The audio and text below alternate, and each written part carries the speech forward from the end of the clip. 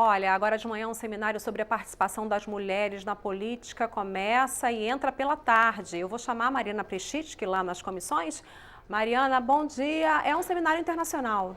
Bom dia, Vera. Bom dia a todos. Pois é, o seminário discute um assunto que vem sendo discutido na Câmara há muitos anos. Esse ano é ano de eleições gerais aqui no Brasil, e nós estamos com a deputada Ana Perugini, do PT de São Paulo, que é uma das deputadas que pediram a realização desse seminário, que hoje acontece pela Comissão de Defesa dos Direitos da Mulher. Deputada, algumas coisas o TSE tem tomado decisões avançando, mas como é que a mulher pode se posicionar melhor e ter um resultado melhor nas urnas em outubro, por exemplo? Bom dia. Bom dia a todos vocês. Nós estamos, inclusive, com uma dificuldade em relação ao seminário, em relação à nossa primeira mesa, né? E eu sei agora há pouco da Comissão da Mulher, né? E nós estávamos indagando o porquê. Porque a primeira mesa nós deveríamos tratar da mudança. Da mudança é os 30% do Fundo Especial Eleitoral que deve vir para a campanha das mulheres, né? Então, se tem algo que vai modificar o cenário nessa eleição agora, são esses 30%. Eu não sei se você lembra, Mariana, mas todos nós lembramos que, inclusive, os 5% que era destinado às mulheres do fundo partidário foi motivação de multas e sanções aos partidos políticos que não cumpriram os 5%, né? Então, se tem algo que nós temos que tratar nesse seminário internacional é dos avanços que já ocorreram fora do nosso país, dos avanços que já ocorreram no nosso país, porque antes nós éramos 30%, mas os 30% não era obrigatório, né? Depois passou a ser obrigatório. Se não houvesse os 30%, cairia também a maioria na chapa. Isso, 30% de candidatos. De candidatas. Agora nós estamos falando de recursos financeiros do Fundo Especial Eleitoral para a campanha das mulheres, para a campanha da minoria. Se nós formos a 40%, é 40%, 50% é 50%.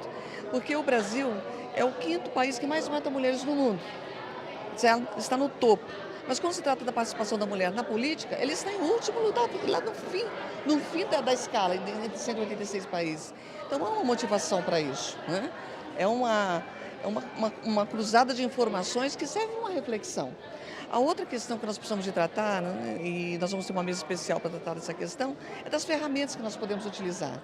Porque hoje, com o advento da internet, das redes sociais, da acessibilidade maior aos veículos de informação, as informações, o conhecimento vai empoderar mais as mulheres, né? Então é importante que nesse momento toda a bancada feminina e esse seminário consiga firmar a pele em relação às conquistas que nós já afirmamos, né? Que nós possamos avaliar onde nós tivemos uma participação maior de mulheres na política, o que foi feito.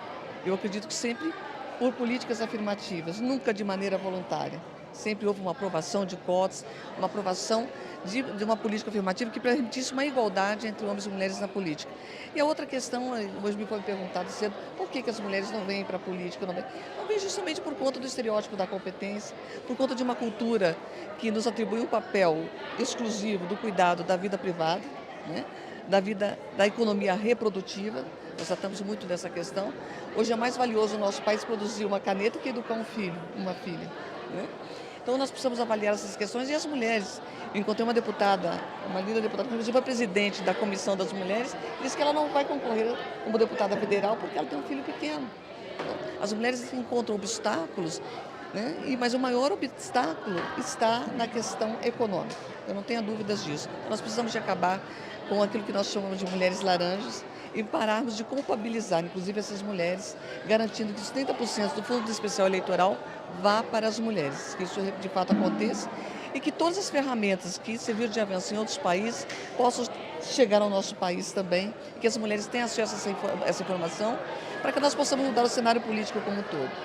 Diante de toda essa discussão, deputada, o que a senhora prevê, né, para as eleições de outubro? A senhora está otimista? Um aumento da participação feminina.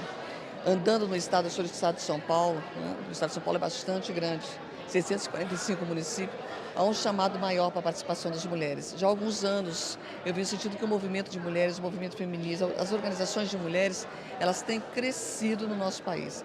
A última mesa vai tratar do movimento das mulheres negras no nosso país, a última mesa, né? Com a presidência quem vai coordenar os trabalhos vai ser a deputada Benedita, nesse momento. Eu acredito que nós vamos ter uma participação maior das mulheres de forma decisiva na política. Decisiva para que nós possamos alterar o cenário do pragmatismo pelo pragmatismo na política. Isso é importante. Deputada, só para ficar claro em casa, a senhora que já é deputada aqui, como é que qual a diferença que faz na Câmara mais deputadas? É só as leis, né? As leis são aprovadas aqui e eu faço uma brincadeira e já quero falar exclusiva agora de mulher para mulher, né? aqui, de mulher para mulher. Nós podemos, e foi criada uma marginalização, a política foi colocada à margem na sociedade. E nós podemos até não gostar de algumas coisas, né? Mas nós precisamos de conhecer de tudo, né? Eu brinco, eu tenho uma carne que eu não como, né? Mas eu sei escolher e sei prepará-la. Minhas filhas gostam e eu preparo muito bem essa carne. Eu não como, mas eu conheço e eu sei fazer, né? E a política, para quem não gosta de política, precisa ser assim também. Nós precisamos entender o funcionamento da política. Essa casa é uma casa representativa, né, da população. E nesta casa nós temos 53 mulheres, né, no universo de 513 deputados, né? O nosso país, né, foi o último país a libertar os escravos. O último país, né? E agora, nós passamos a votar e ser votados em 1934, é muito pouco tempo. O que muda são as mulheres que sabem do preço do gás de cozinha, as mulheres que sabem da educação, as mulheres que sabem da saúde, as mulheres que sabem da logística de transporte na cidade. Então nós precisamos de vir para alterar essa política, né? A vida nossa, ela é organizada na política. Se nós nos afastarmos da política, quem organiza a política não somos nós. Então nós vamos ficar reclamando. Sabe aquela história de enxugar gelo? É enxugar gelo. E nós precisamos de parar de enxugar gelo e virmos para os espaços de poder para, de forma decisiva, interferirmos na política. A deputada Jô falava agora há pouco do preço do gás, né? Com toda a propriedade em relação à privatização e a privação do setor elétrico no nosso país e em relação à política de preços do governo. E ela falava com toda a propriedade, não é o mercado externo que define o preço do gás. Por que ele anda subindo? Então as mulheres precisam de saber que é a política de preços hoje colocados. Então a política é o espaço de participação necessário de quem vive na sociedade e quer a sociedade para melhor. É espaço de quem quer bem a sociedade e não o contrário. Então esse seminário eu quero que o resultado desse seminário deve ser altamente producente para que as mulheres sintam mais desejo de vir para a política e nós possamos dar instrumentos adequados para que haja uma participação efetiva.